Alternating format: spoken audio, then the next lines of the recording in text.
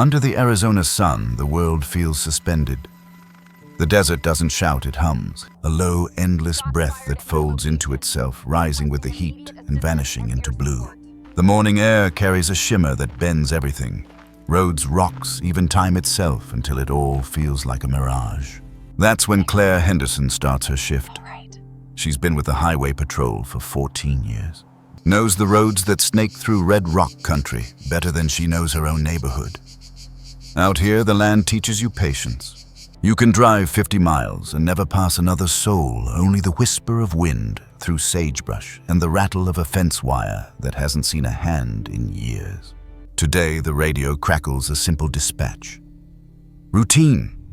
Unit 32 report of a small animal near mile marker 47. Possible traffic hazard. She almost sighs.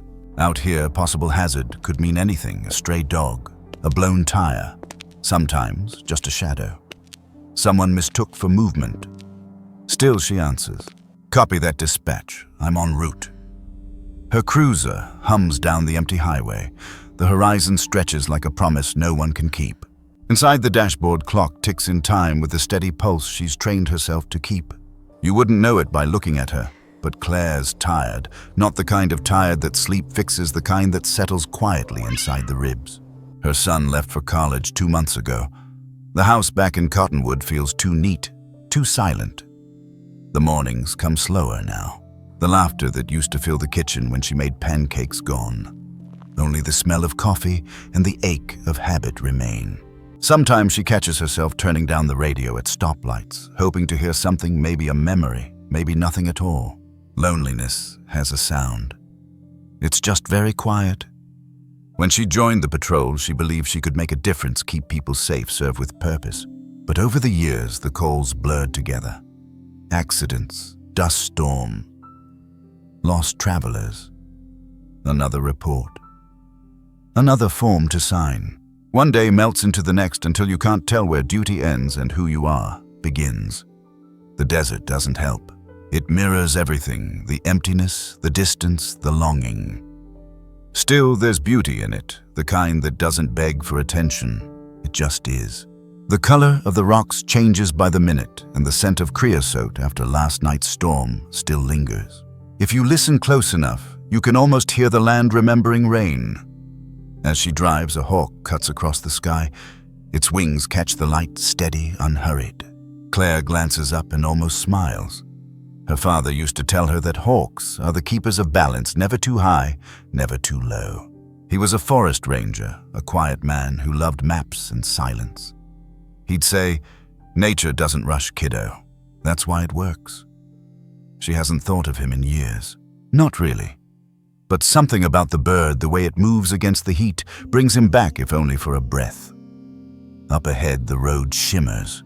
A shape flickers at the edge of the mirage. Small, moving, then still. Claire eases off the accelerator. At first, she thinks it's a kittenhouse cat-size mottled coat. But as she gets closer, the pattern changes. Golden fur spotted with faint markings. It's a bobcat barely old enough to be on its own. She frowns, scanning the highway. No vehicle pulled over. No sign of its mother. Just open desert and the drone of heat. The little creature stands in the middle of the lane, paws trembling against the hot asphalt. Every instinct says it should run, but it doesn't. Instead, it faces her car, eyes wide, chest heaving. Then, as she edges closer, it takes a step forward. "Now what are you doing out here, little one?" she murmurs, voice barely above a whisper. She pulls to the shoulder hazard lights, blinking red against the white morning glare. When she opens her door, the heat wraps around her like a physical thing, heavy, dry, alive. The kitten flinches, then to her surprise, walks toward her. It stops a few feet away and lets out a thin, rasping cry. There's a tremor of something inside her, the same ache she's kept hidden under uniform and training. The kind of ache that recognizes another lost thing. She crouches slowly. "Easy now," she says. "I'm not gonna hurt you." The kitten's tail flicks once. That's when she notices a small flash of silver around its front leg, a metal tag dull but visible. She leans closer, squinting through the glare. Etched letters. Too small to read from here. Whatever it is, it doesn't belong. Her hand goes instinctively to her radio. Dispatch, this is Unit 32. Possible injured bobcat tagged with a metallic object. Requesting wildlife contact. The reply comes crackling through copy Unit 32. Keep visual distance. Game officer en route ET 30. 30 minutes. In this heat, that's a long time, especially for something so small. Claire stays crouched, studying it. The kitten shifts its weight, lifts one paw, then takes 2 steps toward the scrub line beside the highway. It looks back, then forward again, then back at her, almost like it's asking her to follow. She's not sure what makes her do it. Maybe instinct, maybe something older, but she takes a few steps after it. The creature pauses, waiting. When she stops, it moves again. "All right," she mutters. "You win." They cross the shallow ditch beside the road. The air cools slightly under the shadow of mesquite trees. The ground smells of dust and wild mint crushed under boots. For a moment, Claire forgets the radio, the reports, the long string of identical mornings. All she hears is the rhythmic crunch of gravel, the whisper of leaves, and the faint sound of tiny paws ahead. She remembers her first year on the job, how alive she felt then. How every call seemed like a doorway to something bigger than herself. How she used to care deeply, before the long shifts and the losses dulled her edges. But now, following this trembling little life through the brush, something loosened. It's not dramatic, just a soft shift, like a muscle unclenching. Maybe healing doesn't arrive with fanfare. Maybe it walks on quiet feet and asks for nothing but your attention. They reach a low fence, rusted and bent from age. Beyond it, the desert opens wide again, rolling toward a cluster of red cliffs. The kitten stops, glances back, and sits. The sunlight hits the tag around its leg, sending a brief flash into Claire's eyes. That flash feels like a signal, though she can't yet say of what. For the first time in months, maybe years, she feels present. Not thinking about paperwork. Not worrying about the empty house or the message from her son. She still hasn't answered. Just here breathing, watching, listening. She speaks quietly, mostly to herself. "Where are you taking me, little one?" The kitten's ears twitch. It gives another small cry, half plea, half command. There's an old saying her father used to repeat whenever she doubted a path. "The wild knows more than you think, Claire." It's been surviving longer than any of us. Maybe he was right. Maybe the wild isn't just a place. Maybe it's a messenger. Maybe it remembers the parts of us we forget. She looks back toward her cruiser, a lonely speck on the sunlit road, then turns again to the kitten. The choice is simple, but it feels enormous. Go back to the protocol, or trust something wordless. She takes a slow breath. "All right then," she says, "lead the way." The kitten rises and slips through the fence tail, flicking like punctuation at the end of a sentence. As she steps after it, Claire feels something she hasn't felt in a long time. Curiosity without fear. Not the kind that needs control, but the kind that simply wants to see what happens next. The desert stretches before her, wide and unknown. But this time it doesn't feel empty. It feels alive, pulsing with unseen stories, quiet loyalty, maybe even love. She walks slowly, one careful step at a time, following the bobcat's tiny prints pressed into soft red dust. There's a line she read once years ago. "Kindness begins when we notice what's small." She thinks about that now, about how something so fragile, so unexpected can pull a tired heart back into motion. Maybe that's what this little creature is, not a hazard, not a call to handle, but a reminder. That tenderness is still possible. That even in the driest places, something wild still reaches out for connection.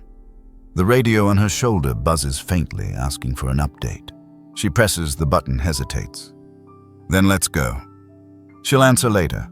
Right now, there's something she needs to see.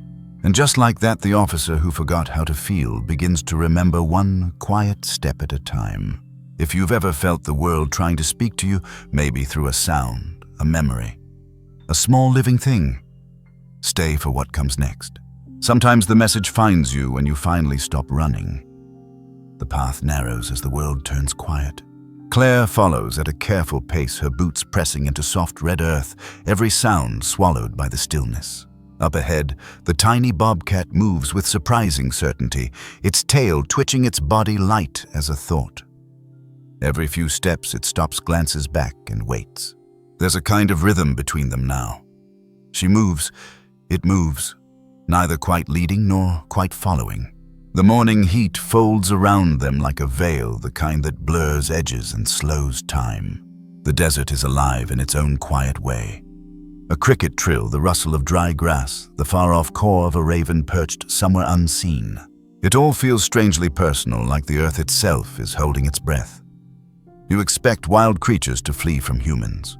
But this one, it keeps turning back, making sure she's there. As if her presence matters. As if it knows something she doesn't. The ground shifts from sand to stone. They pass through a patch of low mesquite. Claire pauses to wipe sweat from her brow, squinting at the shimmer of light reflecting off the small silver tag around the bobcat's leg. She crouches, careful not to startle it. The kitten doesn't run. It just watches, chest rising and falling fast, eyes gold as sunlit honey. She reaches slowly, not to touch, just to see. There's a mark etched into the tag, faint but clear enough now, JL. She whispers the letters under her breath. Someone put this here. Someone human. That realization sends a current through her, part curiosity, part concern. This isn't a stray. It belongs to someone, or maybe someone belongs to it. Her thoughts drift to the hundreds of miles she's patrolled, the people she's found stranded, scared, or simply lost. And she wonders if somewhere out there someone is missing this little creature right now. The kitten lets out a hoarse, pleading sound, small or alive. Then it turns again toward the canyon ahead. Claire hesitates. The protocol says wait for backup. But protocol never saw eyes like these, so sure, so certain. They don't feel like wild eyes. They feel like a message. Once, years ago, Claire responded to a storm call. A flash flood had swept through a low valley, stranding a family on their roof. The rescue took hours, but when they were safe, she remembered something small, a child clutching a dog the entire time, whispering, "He found us. He wouldn't leave." She'd almost forgotten that moment. But this kitten's determination brings it back like a heartbeat. Animals have their own kind of loyalty, wordless, absolute. Maybe this bobcat isn't just surviving. Maybe it's trying to help. Claire adjusts her radio. Dispatch Unit 32, still following the animal. No sign of distress from it. Possibly connected to a person tag with initials JL. Request check for missing individual. Static hums. Then a voice replies, "Copy Unit 32. Stand by." She keeps walking. The sun climbs higher, painting the canyon walls in rust and gold. The kitten moves faster now, confident, almost insistent, like a guide, leading her towards something that can't wait. The path bends. A dry wash cuts through the red rock, narrow but steep. The kitten stops at the edge, looks down, and gives another small cry. Claire peers over. The drop isn't deep, maybe 10 feet, but the slope is sharp. At the bottom lies a torn blue bandana tangled in brush. Her chest tightens. That's no coincidence. She kneels beside the edge. The kitten paces back and forth, tail low, eyes fixed on her. "All right, little one," she murmurs. "Show me." She climbs carefully down, dust kicking up around her. When her feet hit the bottom, the air feels different, cooler, stiller, as if the canyon holds its own breath. The kitten lands lightly beside her, silent now. It walks a few feet ahead, then stops beside a clump of brush. Its paw presses gently at the ground, then lifts again. Claire kneels. A flash of blue, the rest of the bandana half buried beneath sand. She pulls it free, shakes it out. On one corner, initials stitched in faded thread, JL. Whoever JL is. This creature is trying to tell her something. Claire sits back on her heels, the cloth in her hands. A police officer by training, a human being by accident. All those years of procedure and reason, and here she is, listening to a wild animal as if it can speak. But maybe it can. Not in words, but in devotion. She studies the bobcat. Its whiskers tremble, its ears twitch towards some far-off sound. And beneath the wildness, there's purpose, the same kind of focus she once felt when she believed her work could save people. She realizes quietly that she's missed that feeling. The kitten glances up at her eyes shining like two coins in sunlight. Something passes between them, not understanding exactly, but recognition. Both of them searching for something lost. When the radio crackles again, it startles her. Unit 32, copy update. There's a missing person report filed this morning. Named Jacob Lawson, 47, wildlife photographer. Last known location near Oak Hollow Ridge, approximately 6 miles from your position. Claire's pulse quickens. She looks down at the bobcat. "JL," she whispers. It tilts its head, ears perked. Dispatch continues. He's an environmental researcher. Works with local wildlife rescue. No contact since yesterday evening. She exhales. Somewhere out here, a man named Jacob Lawson is waiting, maybe hurt, maybe worse. And this little creature might be the only reason she'll find him. She radios back. Copy that. Continuing on foot. Will advise. The kitten turns tail flicking, already climbing toward the ridge ahead. Claire follows without thinking. Something is humbling about moments like this when logic gives way to trust. All her years in uniform taught her to control every variable. But now, she's following a bobcat through the desert, guided by instinct, by something she can't quite name. She thinks about how often people ignore small signals, the intuition that nudges us to call someone to pause before turning away. Maybe the universe speaks in small, persistent ways, and we just forget how to listen. She wonders how many chances she's missed because she mistook silence for absence. The kitten pauses at a narrow ridge. Its tiny paws press against the stone claws, gripping with quiet confidence. It doesn't hesitate. It simply knows where to go. And watching it, Claire feels a ripple of faith, not the kind tied to religion, but the kind that whispers, "Keep walking. You're meant to be here." They crest the ridge. From up here, the valley spreads wide red mesas, shadowed creeks, a tapestry of light and dust. Somewhere in that expanse, a human life is waiting. The kitten stops beside her boot tail, curling around itself. For the first time, Claire kneels, reaching just close enough to brush her hand through the air between them. The kitten doesn't move. Its gaze stays steady, soft, but sure. "You're not lost," she whispers. "You're leading." And maybe she thinks that's what kindness is, not always rescuing, but guiding. Not words, but presence. Loyalty in its simplest form. A warm gust rolls through, carrying the scent of juniper and rain-soaked stone. It smells like memory, like home. Claire takes one last look at the horizon, then adjusts her radio again. Dispatch possible lead on missing person, continuing east through Oak Hollow Trail. I'll mark coordinates. She glances down, but the bobcat is already moving again, quick, graceful intent. And for the first time in years, she feels that spark of purpose return. Not the adrenaline of a call, but the quiet certainty of doing something that matters. There's a saying she once heard from an old park ranger: sometimes nature sends its messengers in fur and feathers. We just have to recognize them. She finally understands what he meant. The tiny messenger ahead of her isn't just leading her toward a missing man. It's leading her back toward herself, toward compassion she thought she'd outgrown. The sun is high now, turning everything gold. Dust swirls around her boots like the soft edge of a dream. The bobcat darts into shadow, and she follows into the canyon beyond. Her heartbeat slows to match the desert's rhythm, deliberate, patient, alive. And just when the trail begins to fade, she sees something that stills her completely. A torn piece of fabric caught on a branch, and beside it, footprints. Fresh, human. She looks toward Bubka, the bobcat, who waits silently ahead, tail flicking once like punctuation on an unfinished sentence. "All right, little one," she whispers. "Let's find him." If this part of the story touched something quiet in you, stay with it. Because sometimes the smallest creatures carry the biggest truths. And the journey this tiny bobcat began is only just unfolding. There's a rhythm to silence, a kind of music that only appears when the world finally stops asking for attention. As the little bobcat led the way deeper into the Red Canyon, that rhythm began to take hold. Every sound sharpened the crunch of gravel beneath Claire's boots.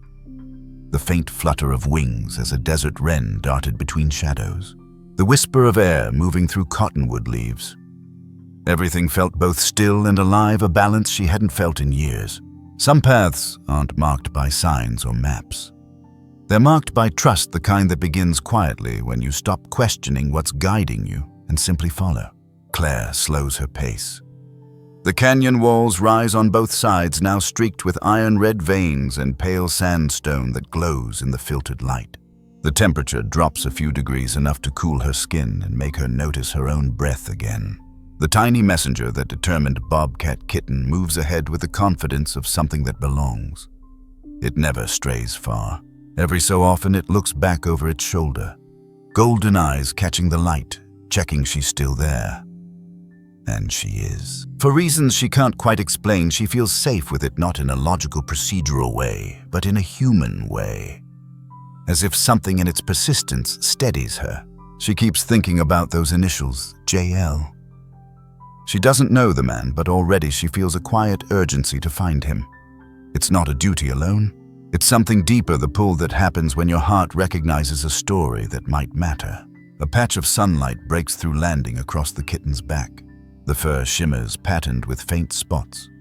Beauty born from camouflage, wildness softened by youth. Claire smiles without meaning to. It's been a long time since she smiled at something simply for being alive.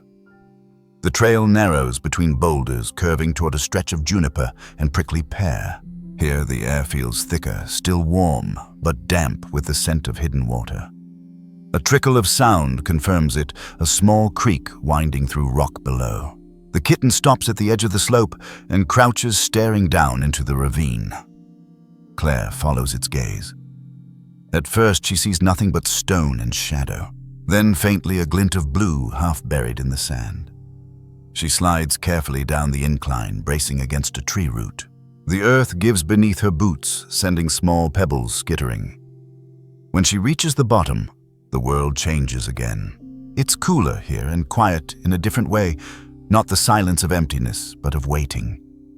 The kitten hops down beside her, landing softly. Together they approach the small blue glint. It's a camera strap, frayed, dirt-streaked, still attached to a broken lens.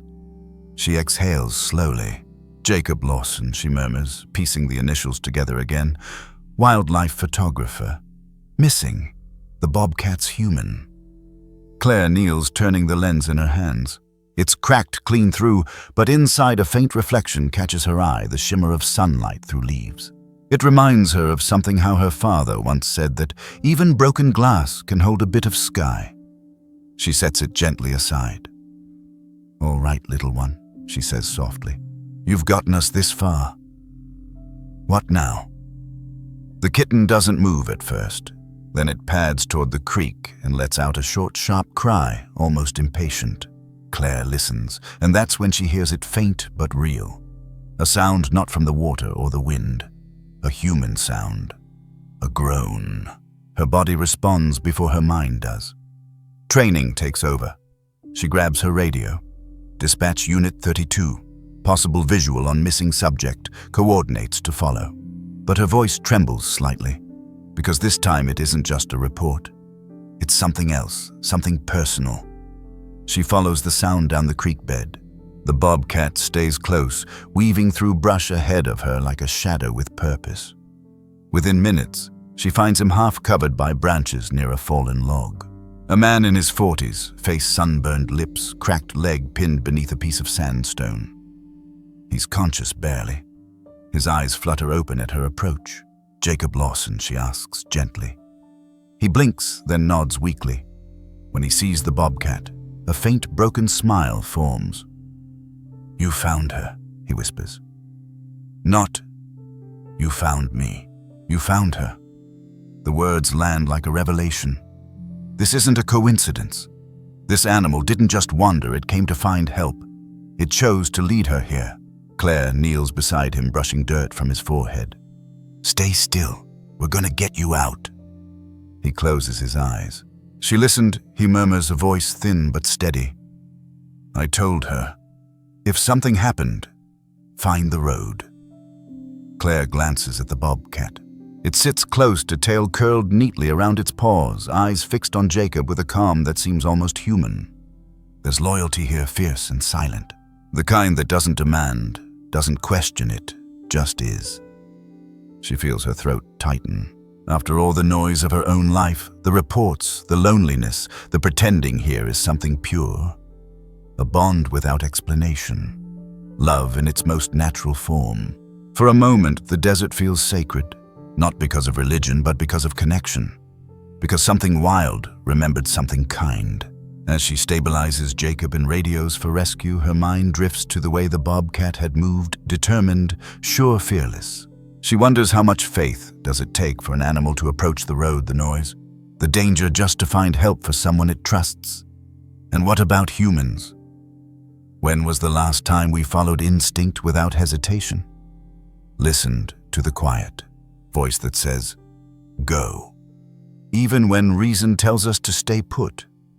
Maybe that's what the wilderness is trying to teach her now, that trust isn't weakness. It's alignment. The way water finds the lowest point without struggle.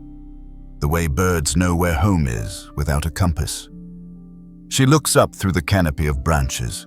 Light filters through soft and gold. For the first time in a long while, she feels part of something larger. Something alive, ancient, forgiving. The rescue team will be here soon. But this moment, this stillness, she knows it won't come again. She kneels closer, whispering to Jacob. You're gonna be all right. He nods faintly. She's brave, he murmurs, eyes flicking toward the bobcat. I thought she'd be afraid. But she came back. Claire looks at the small creature, the same trembling kitten from the highway, now calm and steady beside its human. The same way she once stood by her father's hospital bed, whispering, it's okay, I'm here. Some bonds never need language. They just remember. When the sound of approaching vehicles finally echoes through the canyon, Claire stays by Jacob's side. The bobcat edges back into the brush, but doesn't leave. It watches, head tilted, until the medics reach them. As they lift Jacob onto a stretcher, Claire glances toward the trees where the kitten waits. Their eyes meet one last time, hers filled with gratitude. His calm and unblinking. Thank you, she whispers. The words are simple, but they feel heavy with meaning. The kitten blinks once, slowly. Then, as the medics climb the slope, it slips away into the shade, silent, unseen, but not forgotten. Claire follows the rescue team out of the ravine, carrying the cracked lens in her pocket. It catches the sun just once before she tucks it away, a reminder that even what's broken can reflect the light. Driving back hours later, she keeps seeing that moment, the kitten pausing, looking back, waiting. And she thinks maybe the wild doesn't just need saving. Maybe it saves us in its own quiet way. Because sometimes kindness doesn't roar or demand attention. Sometimes it looks like a bobcat barely bigger than a loaf of bread walking toward danger just because it trusts that someone out there will understand. And maybe that's the lesson the desert was trying to give her all along. That healing begins when we listen, when we stop hurrying, when we let the stillness speak. The camera could fade here. The desert stretching endlessly behind her patrol car, wind moving through the grass. And one faint paw print pressed into the dust, the last trace of the tiny messenger. She takes a deep breath, feeling something loosen in her chest, not joy exactly, not sadness, just peace. The kind that comes after you finally say yes to life again. If this part of the story touched your heart, stay with us. Because the journey between what's wild and what's human isn't finished yet. And sometimes the quietest moments, the ones filled with stillness and trust, are the ones that change everything. Some moments carve themselves into you quietly, not with shock or drama, but with the weight of what they mean. For Claire, that moment began in the canyon beneath the hush of the afternoon wind, when the world seemed to pause and let her see clearly for the first time in a long while. You think the wild is about survival, the strong outlasting the weak. But sometimes what it really shows us is devotion. A loyalty so instinctive it doesn't ask why. The rescue team moved with precision, their voices low, their hands steady as they freed Jacob Lawson from the fallen stone, pinning his leg. Claire stayed close, kneeling by his side. The small bobcat remained several yards away, half hidden by brush, its body taut with watchfulness, golden eyes fixed on the scene. Every so often, when the noise of equipment echoed too sharply, the kitten flinched, but it never ran. It stayed. It waited. Claire noticed the subtle tremor in Jacob's fingers as medics lifted the rock and examined his leg. Pain, exhaustion, dehydration, all layered beneath something else. Relief. He turned his head slightly toward her voice. "Did she make it to the road?" "She did," Claire said softly. "She found me." His cracked lips curved faintly. "I told her to go. Thought I'd never see her again." A pause. "I guess she didn't listen." Claire smiled. Good thing she didn't. The medic stabilized his leg with a splint and started an IV for fluids. One of them radioed the helicopter unit for an airlift. While they worked, Claire moved to the edge of the clearing, scanning the surrounding brush where the bobcat lingered. It crouched low, tail flicking once. Even from a distance, she could sense the tension the animal's need to protect, to stay near, conflicting with the instinct to flee from noise and movement. She crouched slowly, lowering her voice. "It's all right," she whispered. "He's safe now." The words weren't meant to be understood, yet something in the animal's posture softened just slightly. Its breathing slowed. The ears twitched toward her voice. Then, for the first time, it sat.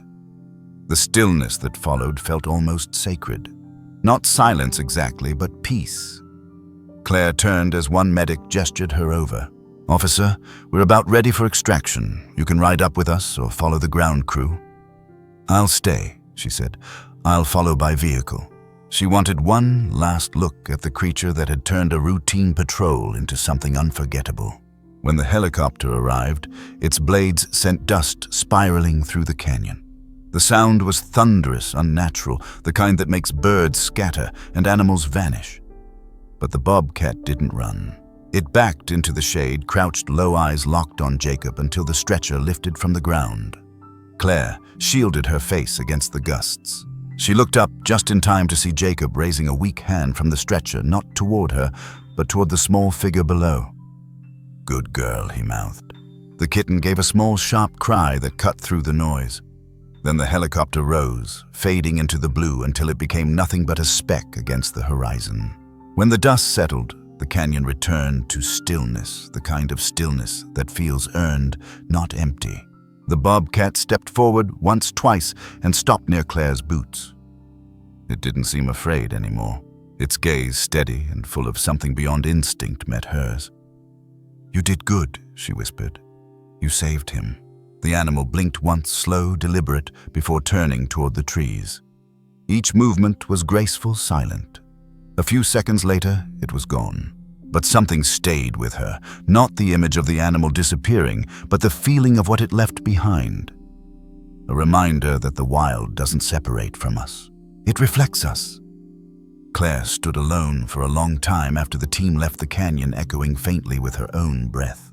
Her hands trembled slightly, not from fear, but from awe. She thought about all the things people assume about wild animals, that they act purely on instinct, that emotion belongs only to humans. Yet what she'd witnessed justified every neat category. A wild creature had done what compassion demanded, nothing more, nothing less. And she wondered how many times she'd ignored small signs like that in her own life. The calls she never made. The people she stopped reaching out to. The quiet moments she'd hurried past, thinking there'd always be time later. Her father used to tell her nature is honest, Claire. It doesn't pretend. It just shows you what it is. Standing there, she finally understood. The wild reveals not only what's out there, it reveals what's inside you. Your kindness, your fear, your capacity to love. Maybe that's why it hurts so deeply when you see it fading, because you feel yourself fading with it. Hours later, as the sun lowered, she hiked back toward the highway. Each step felt heavier now, not with fatigue, but with reflection. The bobcat's tiny paw prints marked the trail, a dotted line of devotion leading her home. At the road, her cruiser waited, shimmering in the late afternoon light. She sat in the driver's seat, hands resting on the steering wheel, eyes unfocused on the horizon. For once, she didn't turn on the radio. The silence was enough. She thought about the love between Jacob and that animal, the kind built not on words, but trust. About the loyalty that made it brave the noise, the danger, the unknown. And about the kindness that still exists in the world, tucked inside moments most people never see. These weren't just moral stories told to children. They were proof that even in a world that moves too fast, some bonds still run deeper than reason. That sometimes saving one life, human or wild, is enough to change two. The next morning, Claire drove to the medical center where Jacob had been airlifted. She wanted to check in before filing her final report. He was awake, pale but alert, with a look of quiet gratitude that didn't need words. "They told me she found you," Claire said, pulling up a chair. He smiled faintly. "She did. Her name's Luna." He said it softly, almost reverently. "Found her as a kitten, half-starved, tangled in fishing line near the riverbank. I thought she wouldn't make it, but she did." He paused. "I raised her till she was strong enough to hunt again. Yesterday was supposed to be her last test before release." Claire felt her throat tighten. "She passed," she said gently. Jacob's eyes glistened. "She always did better than I expected." He told her he'd been photographing the ridge when the storm rolled in lightning loose rock, a fall he couldn't control. By the time he realized he couldn't move, he'd attached his emergency beacon to Luna's harness, hoping maybe foolishly that she'd find help. "I trusted her," he said simply, "because she trusted me." Those words lingered in the air like a prayer. Not loud, not certain, but true. Claire sat quietly, the hum of hospital machines filling the pauses between their words. She thought about that trust, how fragile it is, how rare it feels to give completely without fear, how maybe that's what faith looks like when it's stripped of everything else. Before she left, Jacob reached for her hand. "Thank you," he said. "Don't thank me," she replied. "Thank her." He smiled. "I already did." Outside, the sky had turned a gentle amber, the color of endings and beginnings folded into one. Claire leaned against her car and watched a small flock of sparrows sweep low across the parking lot. The air smelled faintly of rain on dust, that rich, grounding scent that always follows storms. She closed her eyes for a moment. Not to escape, but to listen. And there it was again, that rhythm of stillness. The wild, quietly revealing its truth, that courage can be gentle, that loyalty doesn't need language, and that love, real love, leaves a trail we can always find our way back to. In the days that followed, Claire couldn't shake the feeling that her story with Luna wasn't finished. Something inside her had shifted not in a dramatic way, but like soil after rain loosened, ready for something new to grow. When Jacob called a week later to say that Luna was recovering well at the wildlife center, she didn't hesitate. She promised to visit. And as she hung up the phone, she found herself smiling, that quiet, private kind of smile that comes when hope returns without asking permission. Because the wild hadn't just revealed its mystery, it had revealed her capacity to feel again. If this part of the story touched something in you, stay close. Because sometimes the wild doesn't just show us its strength, it shows us our own. And what happens next is where the heart of this story truly begins. Sometimes the most extraordinary things happen without noise. No thunder, no spotlight. Just a quiet shift that changes everything you thought you knew about love, loyalty, and the wild world we share. That's how the story of the tiny bobcat began to spread softly like wind, moving through tall grass. A week after the rescue, a photo appeared in the local paper, a police officer kneeling in red dust beside a small wild cat, sunlight haloing them both. The headline read, "Tiny bobcat leads officer to injured photographer in remote canyon." No drama, no spectacle, just something real, and that made all the difference. The article was short, factual, but something about it reached people. Maybe it was the timing, a world tired of noise and suspicion craving reminders that kindness still existed. Or maybe it was the photo itself, the tenderness in that unguarded moment where fear met faith halfway. Within days, local radio picked it up. Then, national outlets. A wildfire of quiet wonder spread not because the story demanded attention, but because it deserved it. Claire didn't want attention. She wasn't used to it. But everywhere she went, people stopped her, not to praise, but to share. A man at the gas station told her about his childhood dog that once guided his father home in a snowstorm. A woman in the grocery line said, "It's good to be reminded that animals still trust us after all we've done." Claire would nod, smile, and thank them, but inside she was still processing. Still carrying the memory of that canyon, the stillness, the heartbeat of connection she couldn't quite explain. Each night she replayed it all in her mind, the trembling kitten on the highway, the moment it looked back. The instant she realized she wasn't just rescuing, she was being led. That realization followed her everywhere. It felt like carrying a small light inside her chest, steady, quiet, impossible to ignore. A week later, Claire drove 2 hours south to visit the Wildlife Rehabilitation Center where Jacob Lawson was recovering. It sat on the edge of a wide valley, surrounded by cottonwoods and open sky. The facility was simple. A few low buildings, wide enclosures, the smell of hay and warm sunlight on wood. She signed the visitor log, her hands faintly trembling, unsure why she felt nervous. Maybe because she wasn't sure what she'd find. Maybe because she'd started to care more than she expected. Inside, Jacob was sitting by a window, his leg in a brace, but his face lighter than before. When he saw her, his smile reached his eyes. "You kept your promise," he said. "I told you I would." They didn't talk about the headlines or the sudden attention. They talked about the little things, weather recovery, the hum of life moving forward. Then without ceremony, Jacob said, "She's here. Do you want to see her?" He led her outside to a large enclosure, bordered by cedar and rock. Sunlight dappled the ground through the trees, and there, moving with that same quiet confidence, was Luna, the young bobcat. She was stronger now. Her coat is sleek, her movements fluid. No longer trembling or hesitant. Still wild, but carrying something human in her eyes. Claire felt something in her chest unclench. It was like seeing hope take shape. Luna lifted her head, catching their scent. Then she padded closer, slow, deliberate, and stopped near the fence. For a moment, she just looked at Claire. Not fearful, not tame, just aware. "She remembers you," Jacob said softly. Claire's throat tightened. "She shouldn't," she whispered. "Wild animals aren't supposed to." Jacob smiled, eyes distant. "Maybe remembering kindness isn't something we're meant to train out of them." Luna stepped closer until her whiskers brushed the wire.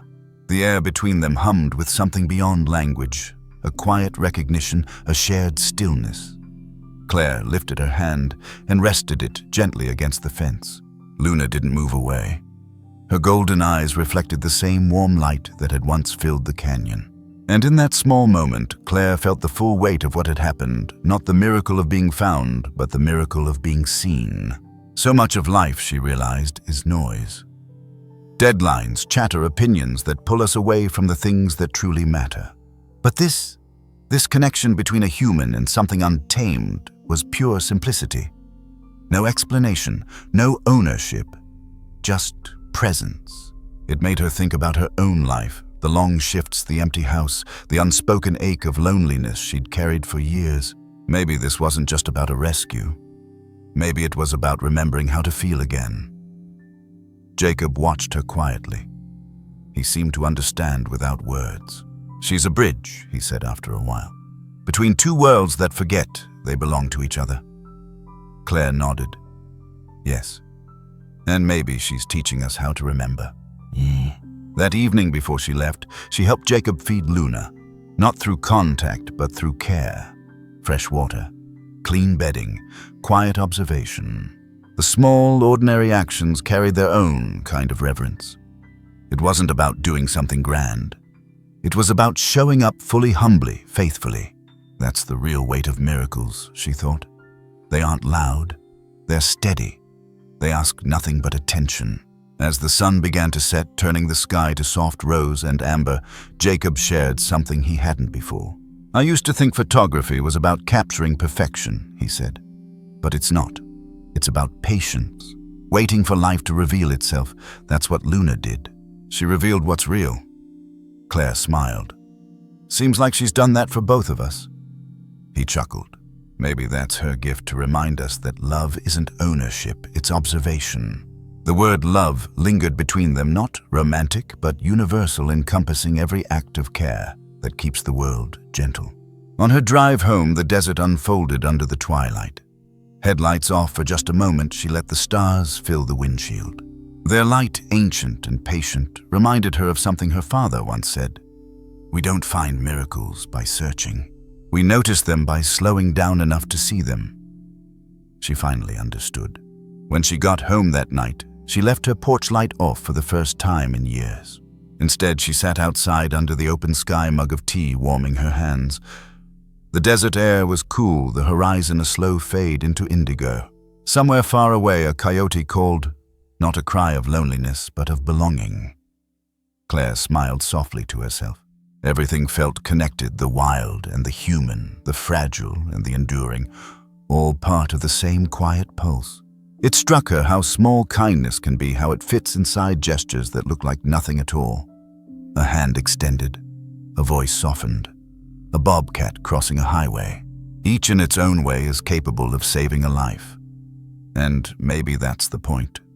Not to chase miracles, but to become one in the simplest, most human sense. The following week, the story reached even further: radio interviews, morning shows, online headlines.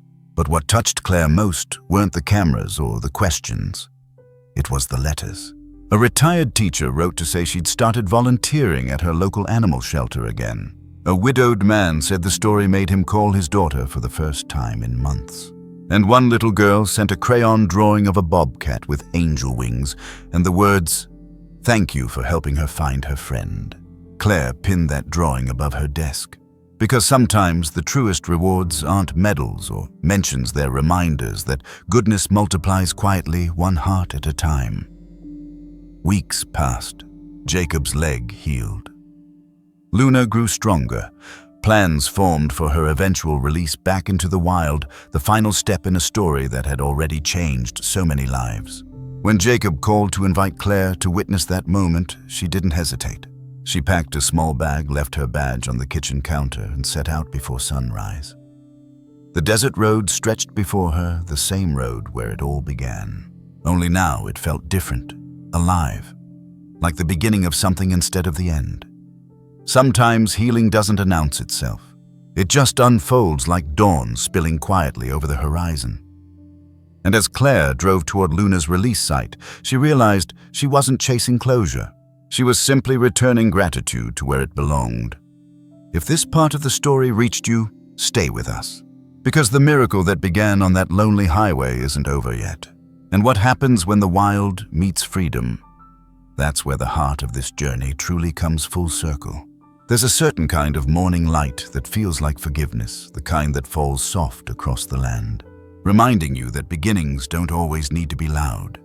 That's the kind of morning Claire drove into. The sky over the high desert had just turned the color of apricots and silver.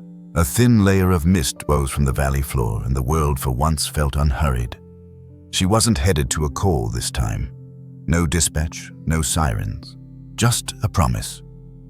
Today, Luna, the tiny bobcat who had once blocked traffic and rewritten everything Claire believed about instinct, would return to the wild.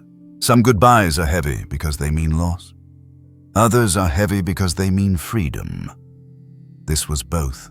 The Wildlife Rehabilitation Center sat at the edge of a canyon lined with juniper and stone. Jacob was already there when Claire arrived, standing with a ranger near a transport crate shaded under a tarp. He greeted her with a nod and that quiet, contented smile of someone who has seen both the fragility and strength of life and chosen gratitude over fear. "She's ready," he said. Claire stepped closer, careful not to make sudden movements. Inside the crate, Luna's golden eyes blinked slowly, calm but alert.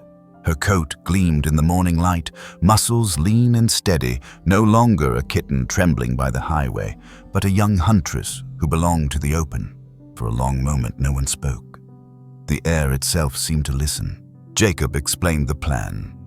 They'd drive out a few miles to a protected stretch of desert where the terrain was rich with cover and food sources, far enough from human, noise close enough for monitoring. He turned to Claire. "I wanted you to be here for this. You were part of her story from the start." She nodded. In truth, She hadn't realized how much this moment mattered to her until she saw Luna again. Something about her, the quiet strength, the trust, felt like looking at a mirror she didn't know she needed.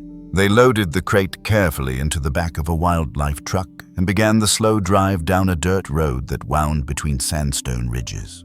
The early light stretched long shadows across the earth. Every bump in the road made the crate shift slightly, and Claire found herself whispering without thinking, "Almost there, little one." They stopped at a wide clearing where the desert opened into a wash dotted with mesquite and prickly pear. This was Luna's new beginning.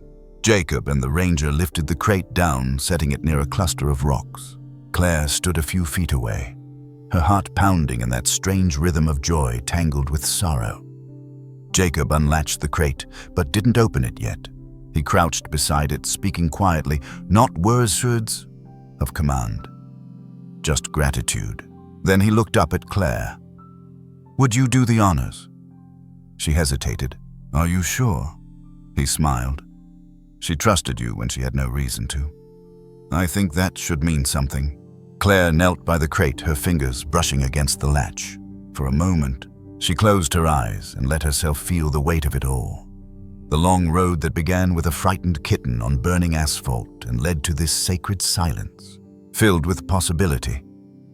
She lifted the latch. The sound was small, a click that seemed to echo far wider than it should have. Nothing happened at first. Then, slowly, Luna stepped forward. Her paws touched the earth like memory, cautious, deliberate. She blinked once at the humans who had cared for her, then turned her gaze toward the horizon. For several heartbeats, she simply stood there, breathing in the wind, the sense of sage and dust and sun-warmed stone. Then, as if remembering who she was, she moved one step, then another, until the space between human and wild grew wider and wider. But before she disappeared into the brush, Luna stopped and looked back. It wasn't long, just a second, but long enough for something inside Claire to shift again. That look wasn't confusion or hesitation. It was an acknowledgement, a silent thank you, perhaps. Or maybe a reminder that love doesn't always need to stay close to remain real. As Luna vanished into the landscape, the quiet that followed wasn't empty. It was full of everything unsaid, everything felt. Jacob exhaled beside her, his voice rough with emotion. "I used to think release days were the hardest," he said. "But they're not. They're the most honest." Claire nodded. It reminded her of something her father once said about her childhood dog years ago when they had to let him go. "Some hearts are meant to walk beside you. Others are meant to lead you home." Maybe that's what Luna had been, a compass sent from the wild to lead them both back to something human. They stayed a while, just listening to the hum of insects, the sigh of the wind moving through mesquite branches, the faint heartbeat of the desert. Sometimes, silence is the only fitting response to a miracle. On the drive back, Jacob turned to her. "You know," he said quietly, "I've spent my whole career studying boundaries between wild and domestic freedom and captivity. But maybe they aren't boundaries at all. Maybe they're bridges." Claire considered that. Bridges. The word felt right. Because isn't that what every act of kindness is? A bridge between worlds, between fear and trust, solitude and connection, despair and hope. She thought about the people who'd written letters, the children who'd drawn Luna's story in bright crayon colors, the strangers who said they cried watching the news segment. Each of them had felt something awaken, something gentle, something alive. Maybe that's how healing moves, not through force, but through quiet example. One creature, one act, one small story at a time. "Do you think she'll remember us?" she asked. Jacob smiled at the horizon. "I think remembering isn't the point. It's what she carries forward that matters." That stayed with her long after she got home. For days, Claire found herself looking out at the dusk, imagining Luna somewhere out there under the same sky, hunting, learning, thriving. And sometimes she thought about herself, how she too had been caught between worlds for a long time. Between the life she lived and the one she longed for. Between the noise of duty and the silence of meaning. Now she finally understood. You don't have to choose one or the other. You can belong to both. You can serve the world and still let it move you. You can protect and still feel tenderness. That's what the wild reveals when you let it close the truth that love and freedom aren't opposites. Their reflections of the same light. A few days later, Claire received a small package in the mail from the Wildlife Center. Inside was a photograph Jacob had taken before the release Luna. Standing on a rock, her body turned toward the horizon, the morning sun painting her fur in gold. And tucked behind it a note. Some bridges aren't built, they're found. Thank you for finding this one. Claire framed it and placed it by her window. Every morning, the sunlight hit the glass just right, illuminating Luna's eyes, the same eyes that had once looked into hers on that long, empty highway. Weeks passed and the season turned. The news stories faded, as all stories eventually do. But something lasting remained, not just in Claire's life, but in the quiet ripples it had sent outward. Schools began visiting the Wildlife Center to learn about native species. Volunteers helped plant new trees near Luna's release area. People, it seemed, were remembering their connection to the living world again. And for Claire, that memory lived on in the simplest of things. The hum of her patrol car engine, the sigh of wind over open land, the knowledge that even the smallest act of attention can become its own kind of prayer. But the story isn't done yet. Because sometimes what begins as an ending, a release, a goodbye, becomes something larger, something that keeps unfolding in the lives it touches. And soon Claire would see just how far one wild heart could reach. If this story has moved you, stay close for what comes next. Because when kindness crosses worlds, when the wild and the human meet halfway, something extraordinary always follows. Some mornings don't feel like time passing. They feel like grace unfolding, quiet, unannounced, steady. That's how the day of Luna's release began. The world seemed to move more slowly, as if even the sun was taking a moment to watch. Every story has a moment when it exhales, when everything that's been held tight finally lets go. This was that moment. Claire arrived before dawn. The air was cool, the horizon painted in the softest tones of gold and lavender. Dew glistened on the grass, each drop holding a miniature sunrise. The Wildlife Center crew had gathered early, Jacob, the rangers, and a handful of volunteers. They spoke in low voices, their movements gentle, almost ceremonial. In the transport crate, Luna waited calm, alert, the same mixture of mystery and light she'd always carried. No one had to say it out loud. They were all feeling the weight of what was about to happen. Jacob checked the harness one last time, though he knew she wouldn't need it anymore. It was a habit, an act of care, even as he prepared to let her go. He looked over at Claire. "Ready?" She nodded, her voice quiet. "As ready as I'll ever be." They had chosen a protected range east of the Mogollon Rim, hundreds of acres of wild terrain, where bobcats, deer, and foxes thrived far from roads and noise. A place where Luna could live as she was meant to, untethered, unafraid. The plan was simple. Open the enclosure door, step back, and let her decide. No forcing, no coaxing. Freedom isn't something you can give. You can only offer it and hope it's accepted. The ranger gave a nod. Jacob crouched by the latch, but before he lifted it, he said softly, "Thank you, girl." Then he turned to Claire, eyes glistening. "She did more than survive. She changed us." Claire didn't answer. Her throat was tight with emotion, words too small for the moment. Jacob opened the door. At first, nothing, just the whisper of wind across the open land. Then, movement. Luna stepped into the morning light, her paws silent against the earth. She paused at the edge of the crate, nose lifted to the air. A breeze caught her fur, rippling through it like water. Her eyes, golden and steady, scanned the horizon, the mountains, the endless sky, the promise of her own kind of life. Every heart there seemed to hold the same breath. And then she moved, graceful, certain, a streak of living sunlight slipping back into its element. She bounded through tall grass, past a cluster of rocks, and into the shadow of a mesquite tree. For a moment, she disappeared. Claire felt tears sting, not sadness exactly, but awe.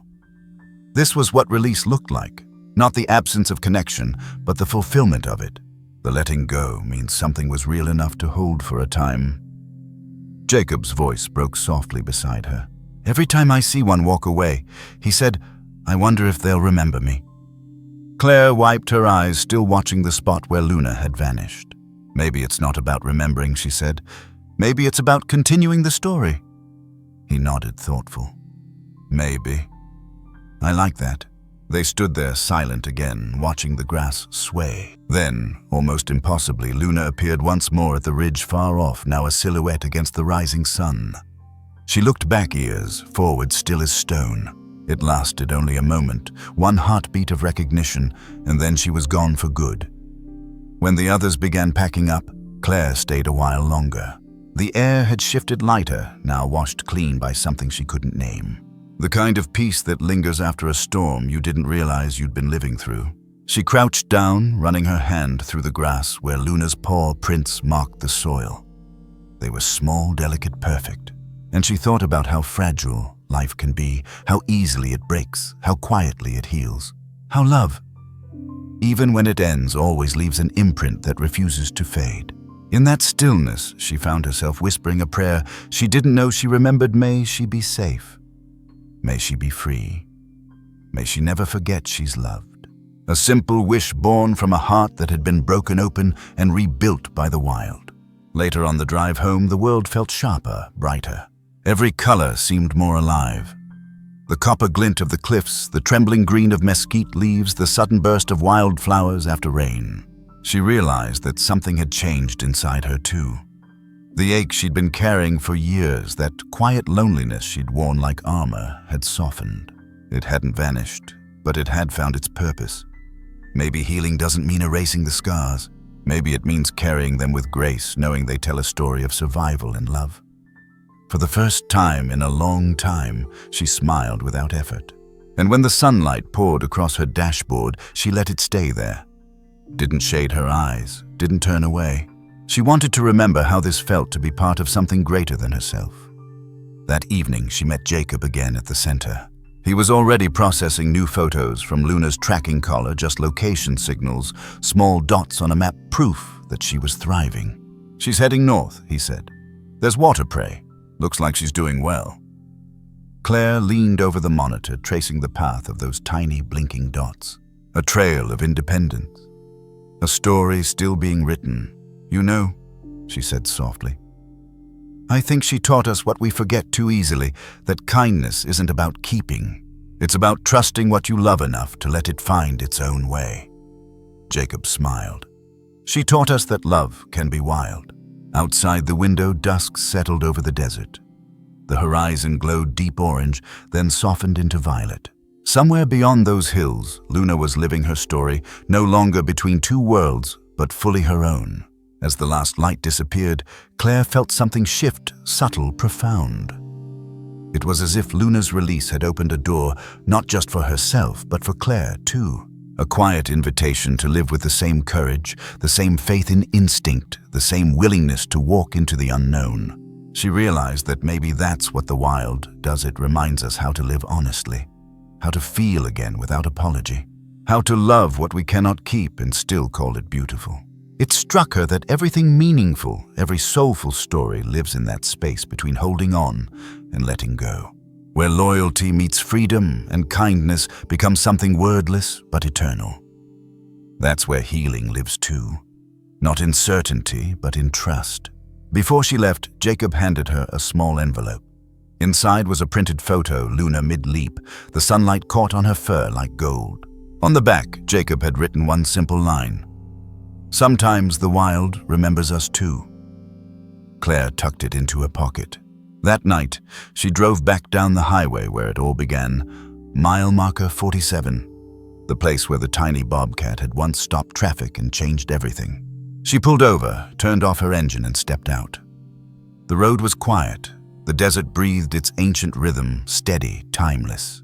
She looked up at the stars and whispered, "Be free, little one." And maybe in some small way she was saying it to herself too. If this story has touched something quiet in you, stay with it. Because what happens when love meets the wild isn't just a release. It's a reminder of what freedom and faith and simple kindness can still look like. Some stories end when the curtain falls. Others linger, not because of how they finish, but because of how they make us feel. The story of a tiny bobcat named Luna and a woman who followed her into the wild never really ended. It just kept echoing, quietly, like a heartbeat carried on the wind. You can measure a life by the moments you hold on to, or by the moments that choose to hold on to you. This was one of those. Months had passed since the release. Winter was coming on. The kind of gentle Arizona winter that paints the canyon edges in silver and makes the air smell faintly of rain on dust. Claire had returned to her normal patrols, but nothing about her felt normal anymore. Every sunrise seemed brighter, every silence more alive. Even routine felt softer, as if compassion had found a new place to live inside her. Sometimes she'd drive past mile marker 47, slow her cruiser, and glance at the stretch of road where it all began. She'd imagine those small paw prints that had once crossed the asphalt, and how something wild and frightened had somehow found its way into every heart it touched. That's the thing about love when it's real. It doesn't demand to be remembered. It just keeps shaping everything it's left behind. Not long after Luna's release, the Wildlife Center finished building the new ambassador habitat. It was more than an enclosure. It was a promise. A place where rescued animals that couldn't return fully to the wild could teach people how to care again. The design was simple. Wide space, open air, natural stone, quiet water. The idea was even simpler: connection. The grand opening drew people from nearby towns, school children, retirees, families. Jacob gave a small talk about conservation and hope. And though she hadn't planned to, Claire found herself standing beside him at the podium when he mentioned her name. He told the crowd how compassion, not coincidence, had saved 2 lives that day. How a police officer chose instinct over instruction, and how a wild heart answered trust with trust. As he spoke, faces in the crowd lit up, not with awe, but recognition. People weren't just hearing about wildlife. They were remembering something human, something soulful that had been waiting quietly inside them all along. After the ribbon was cut, the crowd moved through the center's walkways, stopping at exhibits that told stories of recovery. Hawks healed after wing injuries, fawns raised after floods, coyotes learning to hunt again.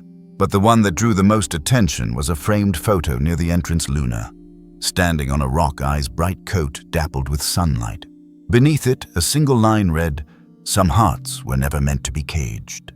A little girl tugged on her grandmother's sleeve and asked, "Is she the bobcat that saved the man?" The older woman smiled softly. "Yes, honey. She's the one who showed us people can still be kind." That moment, that exchange between generations, is what stayed with Claire the most. Because kindness, once witnessed, never disappears. It passes forward the way seeds travel on the wind. A few weeks later, Claire visited again, this time without ceremony. She walked alone through the quiet corridors of the center. The late afternoon light slanted through the glass, turning everything gold. In one corner, a small bench looked out over the canyon trail, a place designed for reflection. She sat there for a while, breathing in the smell of cedar and earth. Then she noticed a boy sitting beside her, no more than 10, sketching in a worn notebook. He turned the pad toward her, a pencil drawing of Luna mid-leap. "She's beautiful," Claire said. The boy nodded. "I want to be a wildlife vet when I grow up." His voice carried that innocent certainty only children have. He added quietly, "Because if people don't help them, who will?" She smiled. "Maybe you already are helping, just by caring." When he ran off to show his mother the drawing, Claire felt a warmth she hadn't felt in years. That quiet pride of seeing goodness take root in someone else. That's how change really happens, she thought. Not through grand speeches, but through small hearts deciding they still believe in kindness. As twilight settled, she walked out to the overlook beyond the center. The desert stretched wide before her, endless and eternal. Somewhere beyond those hills, Luna was still out there, wild, free, alive. And though she'd never see her again, she didn't need to. Connection doesn't require presence. It requires remembering and honoring. She rested a hand on the railing, eyes glistening. Her father's voice came back to her. That old ranger wisdom he used to say under the stars, "Every act of care sends an echo through the world. You might never hear it, but something will." Now she believed him, because she could feel it, that echo, every time someone stopped her to talk about the story, every time a child asked about the bobcat, every time she felt peace where once there was emptiness. Miracles don't end, they continue as ripples. Each one is a quiet reminder that we belong to the same living web, human and wild, fragile and strong. Driving home that evening, she passed through a patch of open road lit by the rising moon. She rolled down the window, letting the night air rush in, cool, earthy, alive with sound. For the first time in forever, she didn't feel alone out there. She felt accompanied by the hum of insects, the rhythm of tires on gravel, the memory of gold-spotted fur disappearing into dawn. She realized that maybe the wild isn't a place out there. Maybe it's a space inside us.